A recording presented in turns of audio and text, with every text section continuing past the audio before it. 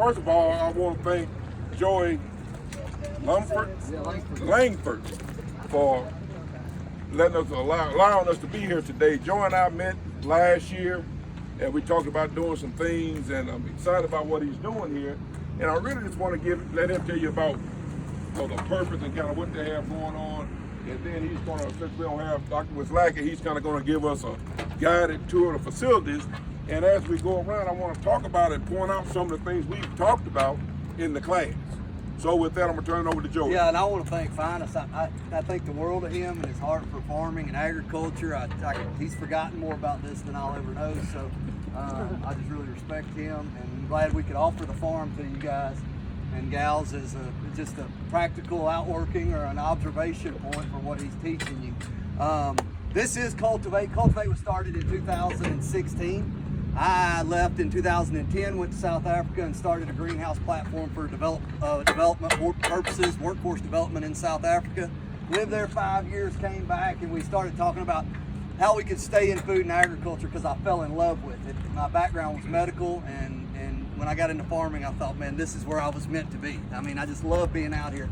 So what you see down here is 8 acres. You're on the state's ag department property, as you know. This was done under a lease with the State Building Commission. And what we do with this food is we sell half of it by pound, by weight, to Fresh Point. They give it to restaurants, Bridgestone, Opryland Hotel. And then the other, for every pound they buy, we also donate a pound to Acute Hunger Relief through Second Harvest, Nashville Food Project, Grace Works, One Gen Away, just countless organizations that are engaged in those communities that are food insecure and meeting the need, okay?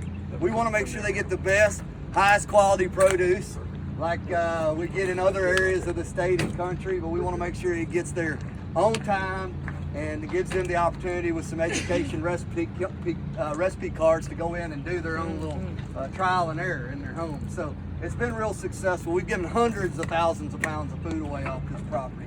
This property will turn about 100,000 pounds a year off of it.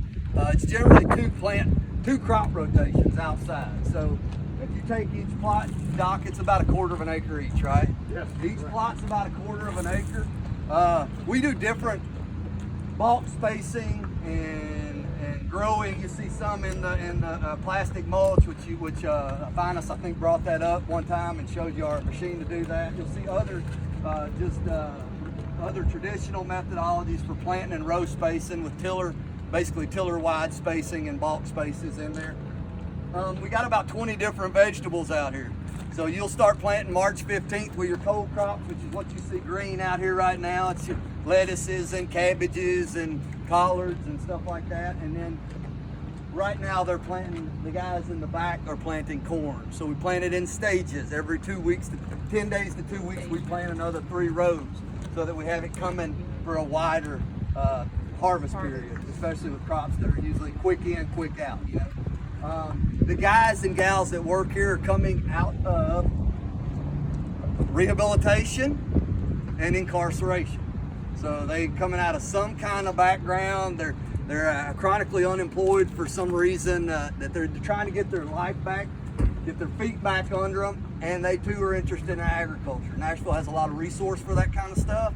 So a lot of these guys and gals come from rural Tennessee, right? They get in trouble, they get whatever. They come to Nashville for the support and services, and we just assist them in learning and getting their feet back under them. It's in a wonderful program. They're paid, they're 40 hours a week, and then we go through 3 phases where they graduate into more and more education, eventually getting educated as you are with practical things from UT Ag Extension. As a big partner, TSU has been over here teaching them with their professors, have even been out here walking around and telling them about the disease resistance and pest control and this, that, and the other. So it's been a great arm-in-arm partnership with a lot of different organizations. As he said, the blackberries, I think he gave you the blackberry numbers, but those were planted last spring.